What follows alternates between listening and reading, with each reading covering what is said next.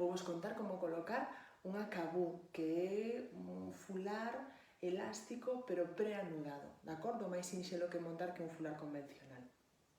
O primeiro que temos que facer é identificar por onde o temos que poñer, vale? Así que identificamos a parte baixa do fular, parte baixa lateral, sae un brazo, e parte baixa lateral sae o outro brazo, de acordo? Entón, deste xeito, aquí está a cruz vai vir ás miñas costas,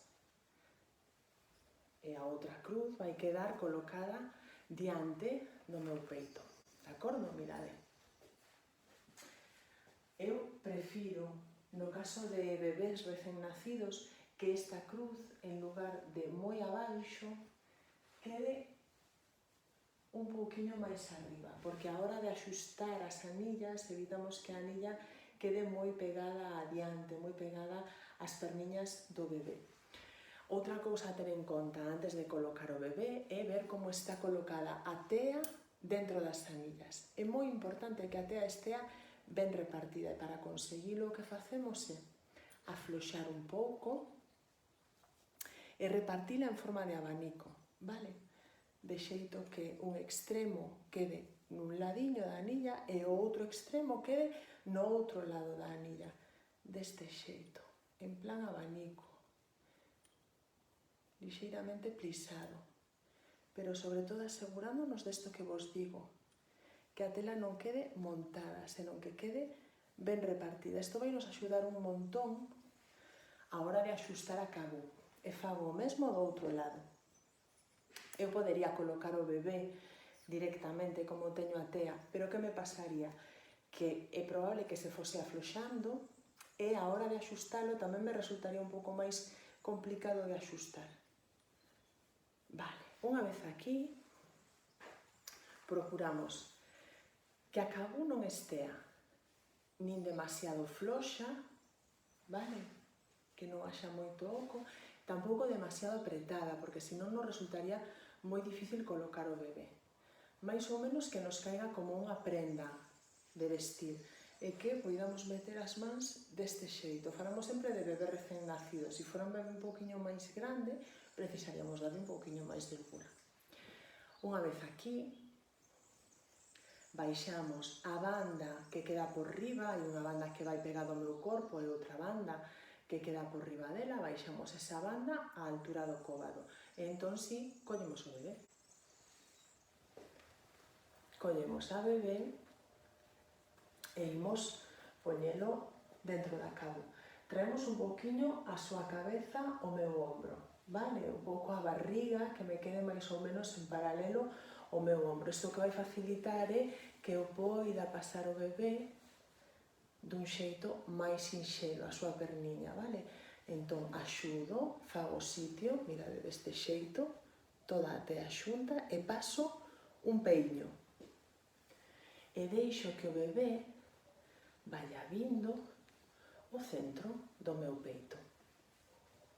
Aquí nos preferimos que repartades xa a tea por toda a espalda do bebé, do seguinte xeito: un extremo da tea nun xeonllo e o outro extremo da tea no outro xeonllo. Isto é moi importante, de acordo?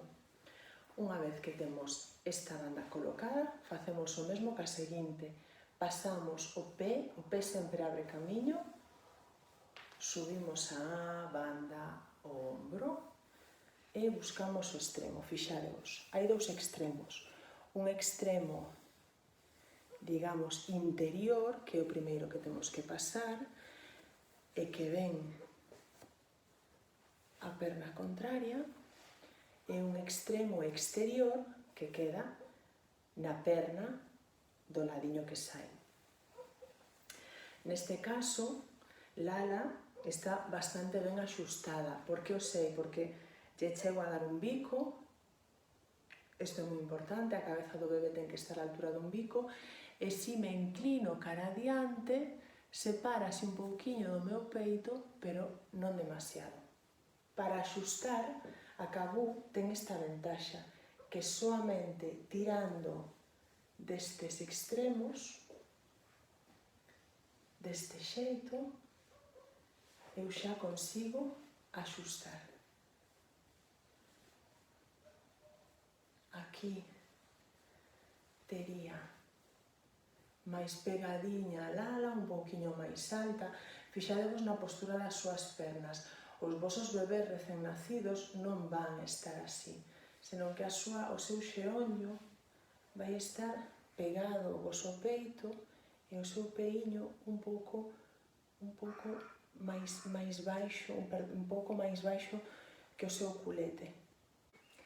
Para retirar o bebé da cabú ou de calquera fular elástico, o único que temos que facer é retirar a banda do seu culete. Retiramos unha banda, retiramos outra banda